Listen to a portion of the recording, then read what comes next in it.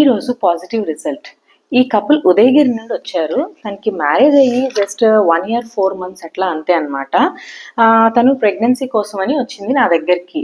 So just marriage అయ్యి 1 year 4 months కదా, ఎందుకు అప్పుడే నువ్వు ట్రీట్మెంట్ కోసం వచ్చావు అంటే, వాళ్ళ ఫ్రెండ్ వచ్చింది నా దగ్గరికి. ఆ అమ్మాయి 3 నెలలు మందులు వాడిన తర్వాత ప్రెగ్నెన్సీ వచ్చేసిందంట. అందుకని తిను కూడా నాకు టాబ్లెట్స్ ట్రీట్మెంట్ స్టార్ట్ చేసేయండి, నాకు వెంటనే ప్రెగ్నెన్సీ కావాలి అని వచ్చిందనమాట.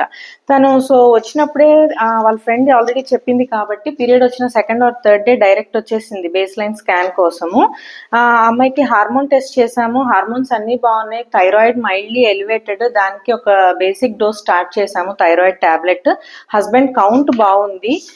తర్వాత తన స్కాన్ చూసినప్పుడు స్కాన్ లో మినిమల్ పీసీఓడి అనమాట, జస్ట్ మినిమల్ పీసీఓడి ప్యాటర్న్ ఉంది స్కాన్ లో.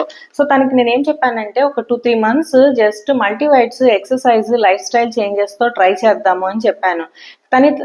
తను కాదు, నాకు ఎగ్ రిలీజ్ అవడానికి టాబ్లెట్ ఇవ్వండి అని అడిగింది అనమాట.